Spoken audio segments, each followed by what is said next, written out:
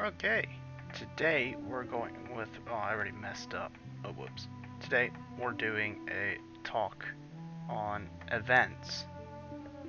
Uh, yeah, I'll do it. You get the picture. Let's do an E. That's meant to be an E. Events. Woo!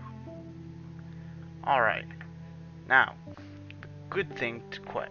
It's a good thing that we're talking about events because uh, today, well, currently, we have just started a new event, and it is a mining event.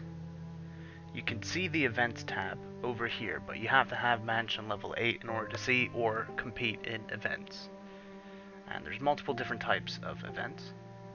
The first one that I will cover is the one that is currently going on right now, which is a mining event. Uh, there are many different types of events.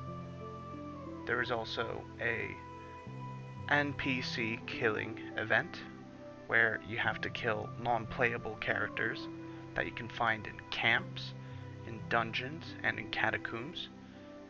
There is a player killing event where you get points for killing players based off of their power, uh, as well as non-playable characters such as in camps, dungeons, and catacombs. There is also a mansion upgrading event where you have to spend gold and moon dust, and you will receive points for the event based on how much you spend. There's also a hero upgrading event where you receive points for the event based on how much you level up your heroes as well as how much you rank them up. Now for this mining event, you can see that I have currently 0 points, and that's because I wasn't proactive enough to put mines out before the event started, so that way I could get a head start. That was because the previous event was a Guild War event, where you had to kill playable characters, and if you put a mine out during then, you probably would have had it attacked and sent back home. And I kinda didn't want to waste my time healing my heroes, and then having them sent out and killed. So, as you can see from my side bit over here, I have already sent out people to mine. There's a mine over here in one of my union's areas, so I will quickly send a mine out to there. Now, before we send it, you have to note that there are different ways in which you can get points for your event. There's different ways to increase the amount of points you get, and those are called boosters. Normally, you have a little tab here which you can see all the boosters that you will have. So for this one, if you have a vampire on the team or a tank on the team, you will get plus 20% of the points you would have earned on top of that. So say for instance I were to have a team fully of humans and have one vampire on it, so that's 4 humans, 1 vampire, I will get only 20% if that is just the case. Now, if I were to have a vampire tank on that team and 4 human assassins, I would get 40% because that one character fills a role of vampire and tank. So as you can see, this event, you get plus 20% for vampires and plus 20% for tanks. So ideally, I want to make a team on my mine. I'm going to set it to 8 hours because I will be going to bed shortly after this. And now you want to see I've already sent out most of my tanks, but we need to put vampires and tanks. So Arlen is a vampire, Osgoth is a vampire, Zara is not a vampire nor a tank, so we will take her off and replace her with Alessa. And although normally she would be getting less resources from this mine, she provides a big enough bonus with that plus 20% to compensate for that loss. Same with Altine. We will kick her off and put on Halborn on. And this seems like a decent team, high level team to put on this mine. It also looks safe in case someone attacks me because I've got a healer, double tank, nuker, and a bruiser. So it looks like a decent team. So people might be put off from attacking it. Uh, and that will be the basis of my mining. So once these guys come back from their mines and finish mining and I get the resources, that will give me points to complete this event. And you can see that there are different rewards depending on what points you have. So ideally, you want to finish the event and get all these lovely rewards. They might look a bit different to yours because I am a bit of a different level to you guys. But what you can note is that the amount of points needed will definitely be different to what you guys will need. And that's because the event requirements for points are based off of your throne level. So say for instance, me with a, does it say here? No, it doesn't. Well, I'll have to go to my mansion to show you my mansion level is 19. So as you can see, throne level 19. My requirements for the event are going to be harder for myself compared to someone who is throne level 5. Well, you can't get events at 5. Throne level 9, for instance.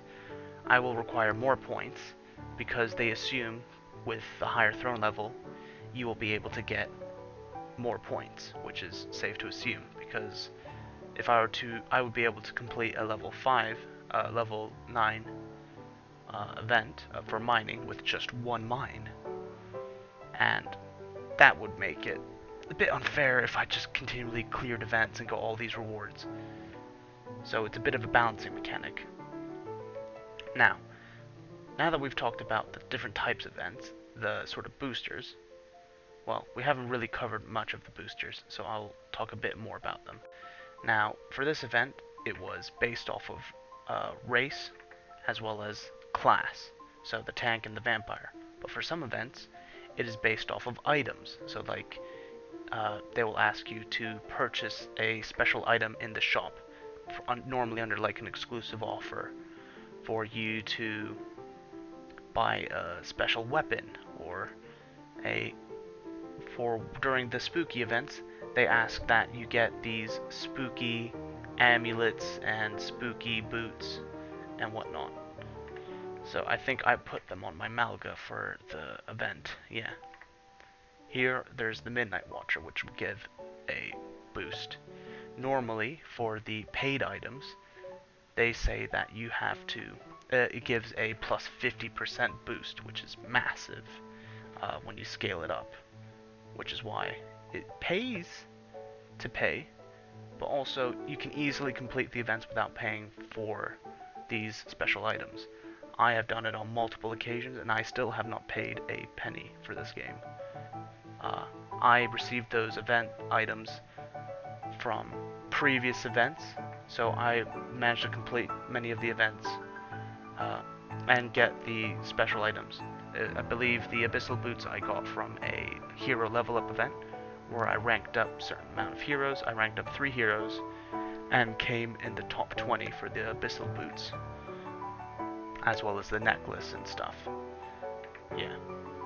But normally you want to complete these events, but the thing is, it's okay to miss out on some of them because they're cyclical, as in they come in they repeat every now and then. Normally what happens is you'll have a mining event, and then afterwards a mansion upgrading event, or after a mining event, a camp farming event, sort of to keep you on your toes, but also so that way you get into a rhythm of things.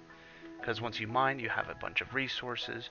You should spend those resources on your mansion. And it sort of gets you thinking of that. And I do believe that the developers have worked on a schedule, so that way each month the events follow in a similar sort of rotation.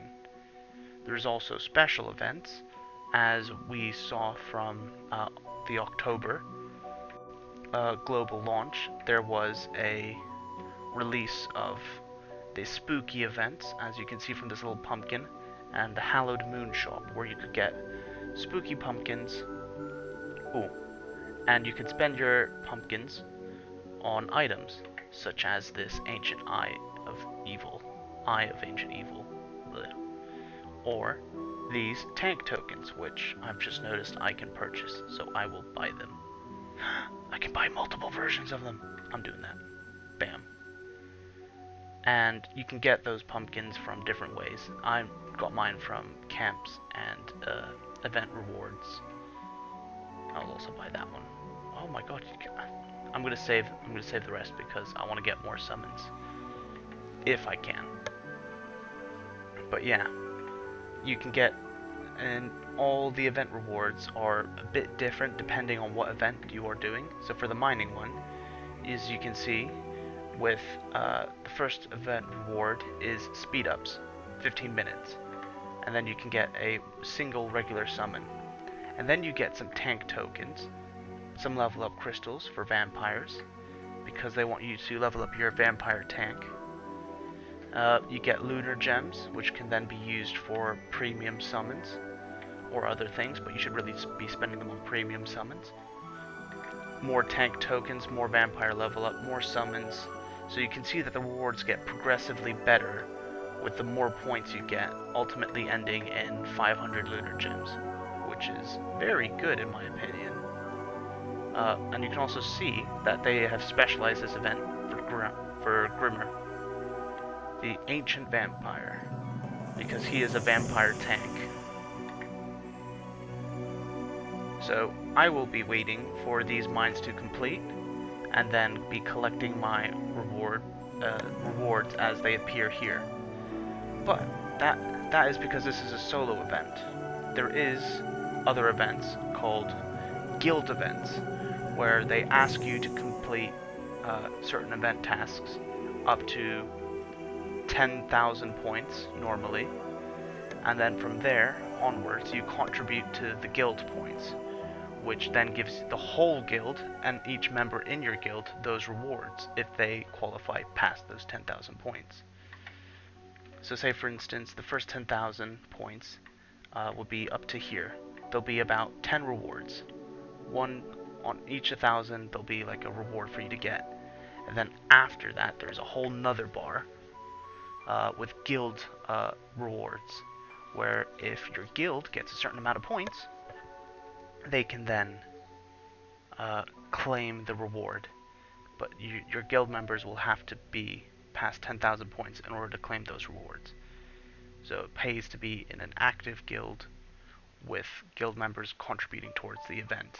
So that way your guild can get lots of guild points, guild event points, as well as get everyone well equipped and getting these event rewards.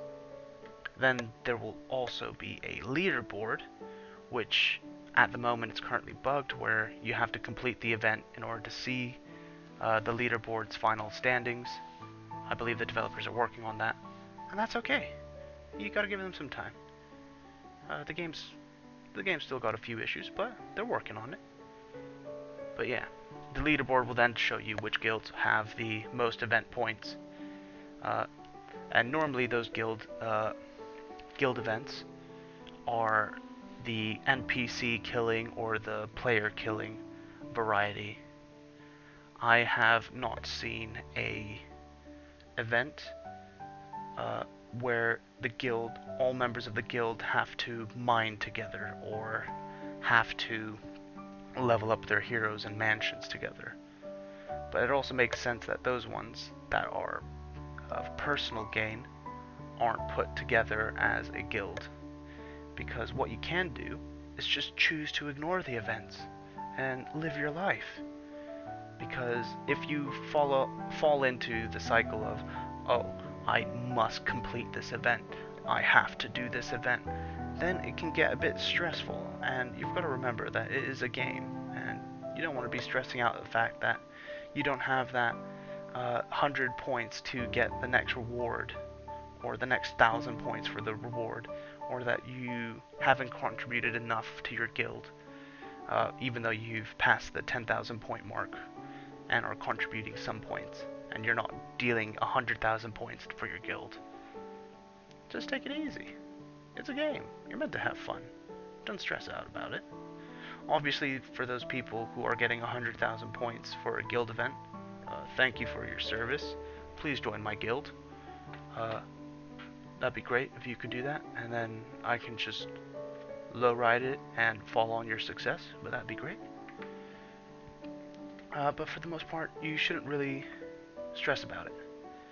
The events come and go, they'll always be here, and you can always pick up once you're done. And I believe I've covered all there is to cover about events. If you have any other questions, you can drop me a message in the Heroes of the Darkness Discord, or send me. No, no, just message me on the Discord if you can. I'll get around to it, but probably other people will answer before me. I'll leave a link to the Discord in the description, as well as a link to the Facebook page, I guess. I don't know. I'll do stuff and put it in the description. Check the description. If you found this informative, leave a like.